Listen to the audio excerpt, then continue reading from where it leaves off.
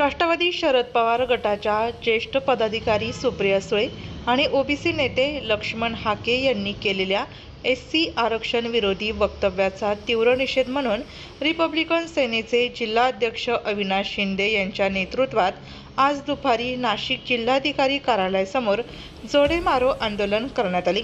आज माननीय जिल्हाधिकारी यांना निवेदन देण्यात आले।